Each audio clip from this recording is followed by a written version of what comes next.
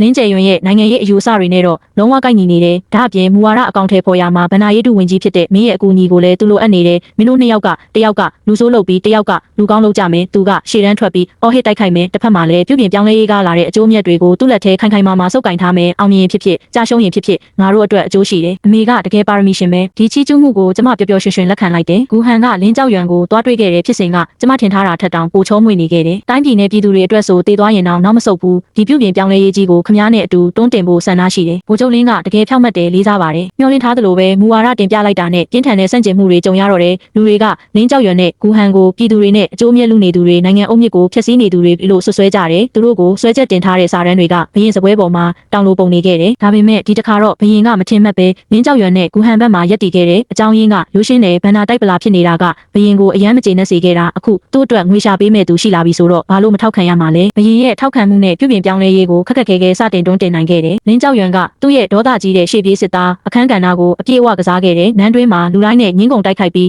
းရှေးရိုးဆွဲအုပ်စုတစ်ခုလုံးကိုတယောက်တည်းရင်ဆိုင်ခဲ့တယ်သူ့ရဲ့နာမည်ကုန်သတင်းကတန်ရှင်းတဲ့အရာရှိတွေနဲ့ပြည်သူတွေကြားမှာအမြင့်ဆုံးထိရောက်သွားခဲ့တယ်တစ်နှစ်တောင်မပြည့်ခင်မှာပဲနိုင်ငံဘဏ္ဍာဝင်ငွေနှစ်ဆတိုးလာခဲ့တယ်ငွေဖြူတွေကိုကြည့်ပြီးဘရင်ကမျက်နှာမပိတ်နိုင်အောင်ပြုံးနေခဲ့တယ်နန်းတွင်းမှာလည်းလင်းကြောက်ရွံနဲ့ဂူဟန်ကိုအကြိမ်ကြိမ်ချီးကျူးခဲ့တယ်လင်းကြောက်ရွံကနာမည်ကောင်းရခဲ့တယ်ဘရင်ကငွေရခဲ့တယ်ဂူဟန်ကတော့အာဏာအစစ်အမှန်ကိုရခဲ့တယ်အသစ်ဖွဲ့ထားတဲ့စားနဲ့တန်ယုံမှာအပေါ်ကနေအောက်ထိသူ့လူတွေနဲ့ပြည့်နေခဲ့တယ်နိုင်ငံတော်ဝန်ကစားနဲ့တန်လက်ဝါးကြီးအုပ်ကွန်ရက်တစ်ခုလုံးကိုသူ့လက်ထဲခိုင်ခိုင်မာမာထိန်းချုပ်ထားနိုင်ခဲ့တယ်ဒါကငွေရှာဖို့ကိရိယာတစ်ခုတည်းမဟုတ်တော့ဘူးတနိုင်ငံလုံးကိုဖြန့်ကျက်ထားတဲ့ထောက်လှမ်းရေးကွန်ရက်တစ်ခုလည်းဖြစ်လာခဲ့တယ်သူဟာရိုးရိုးအရာရှိတစ်ယောက်ကနေတိုင်းပြည်စည်းဝါးရေးအသက်သွေးကြောကိုကင်ထားတဲ့အာဏာရှင်အရာရှိတစ်ယောက်အဖြစ်စတင်ပြောင်းလဲလာခဲ့တယ်ဒါတွေအားလုံးကတော့လင်းကြောက်ရွံရဲ့တရားမျှတမှုအလင်းရောင်အောက်မှာဖုံးကွယ်ထားပြီးလှုပ်ဆောင်ခဲ့တာပဲလင်းကြောက်ရွံကဂူဟန်ကိုရဲဘော်ရဲဖက်တစ်ယောက်လိုသဘောထားခဲ့တယ်ဘရင်ကလည်းဂူဟန်ကိုပိုပြီးအားကိုးလာခဲ့တယ်ထိနှက်လူနေတဲ့မင်းသားတွေကလည်းသူ့ကိုဆွဲဆောင်ဖို့ပိုစူးစမ်းလာကြတယ်ကျမရဲ့အဖိုးတော်ဆရာကြီးဖခင်တော်မျက်နှာမရှက်ပဲလက်ဆောင်ကြီးတွေပို့လာပြီးအိမ်အောင်ရေးကိစ္စကိုထပ်ပြောလာခဲ့တယ်ကျမကဂူဟန်ကိုလက်ဆောင်တွေလက်ခံခိုင်းလိုက်တယ်ဒါပေမဲ့အိမ်အောင်ရေးကတော့ဆက်ရွှေ့ထားဆဲပဲအခုငါတို့မှာပိုကြီးရဲ့ရည်မှန်းချက်ရှိနေပြီမကြသေးခင်ကကျန်းနံမှာရေကြီးခဲ့လို့ဒုက္ခသည်တွေမြို့တော်ထဲစီးဝင်လာကြတယ်တတမမင်းသားကြွားရောက်လာတာဂုဏ်ယူပါတယ်မဒန်ကတကယ်ဆွမ်းရှိတယ်စားနဲ့တန်ပြုတ်ပြင်ပြောင်းလဲရေးတစ်ခုတည်းနဲ့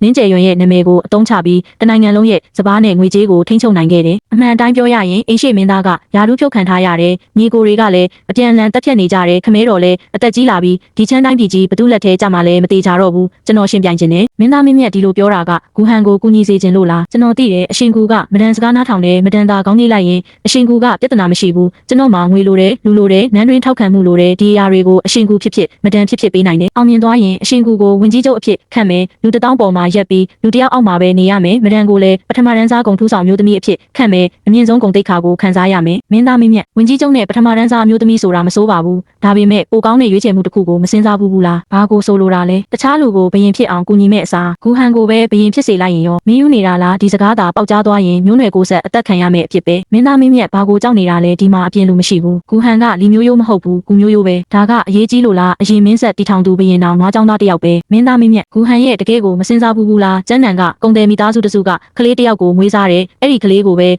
ဘယင်ဟောင်းကအထူးဂရုစိုက်ဖို့ပြောခဲ့တယ်ဒါကိုမထူးဆန်းဘူးလို့ထင်လားမဖြစ်နိုင်တာသူကဟုတ်တယ်သူကအရင်အိမ်ရှိမင်းသားရဲ့တူးရဲကြံတဲ့သွေးဆက်ပဲအရင်အိမ်ရှိမင်းသားဒါပေမဲ့အဲ့ဒါဆိုရင်တော့ဘာဖြစ်လဲအရင်မင်းဆက်ကပြတ်သွားပြီးနမေဗလာတစ်ခုနဲ့မင်းဆက်ပြောင်းဖို့စူးစမ်းတာကအိမ်မက်ပဲနမေတစ်ခုတည်းနဲ့တော့မဟုတ်ဘူးမင်းသားမင်းမြတ်ခမားလဲပါတယ်ခမားကမင်းသားဖြစ်ပေမဲ့အားသာချက်မရှိဘူးအဲ့ဒီနေရာကိုတက်ချင်ရင်အနေရရှိတဲ့လမ်းကိုရွေးရမယ်ငါတို့ကခမားရဲ့အကြီးဆုံးခွင့်ရေးပဲစဉ်းစားကြည့်ပါငါတို့ပူးပေါင်းလိုက်ရင်ခမားကအလင်းဘက်မှာငါတို့ကမှောင်ဘက်မှာနေမယ်ခမားကမင်းသားနဲ့နန်းတွင်းအင်အားကိုတိုးချဲ့မယ်ငါတို့ကတော့လက်ထဲကငွေနဲ့ကိုတုံးပြီးမင်းဆက်ဟောင်းရဲ့တစ္ဆာရှိသူတွေကိုလျှို့ဝှက်ဆက်သွဲမယ်စစ်သားစုမယ်အချိန်ကျလာတဲ့အခါခမားကနန်းတွင်းအာဏာသိမ်းမယ်ဘရင်ဘေးကလူဆိုးတွေကိုဖယ်ရှားမယ်ငါတို့ကမြို့ပြင်ကနေတရားဝင်မင်းဆက်ကိုပြန်တင်မြောက်မယ်ဆိုတဲ့အမည်နဲ့တုံ့ပြန်မယ်အဲ့ဒီအချိန်ရောက်ရင်ကဘာကြီးကငါတို့ပိုင်သွားလိမ့်မယ်အောင်မြင်သွားရင်မြေတွေကိုတောင်ခွဲဝေပေးလို့ရသေးတယ်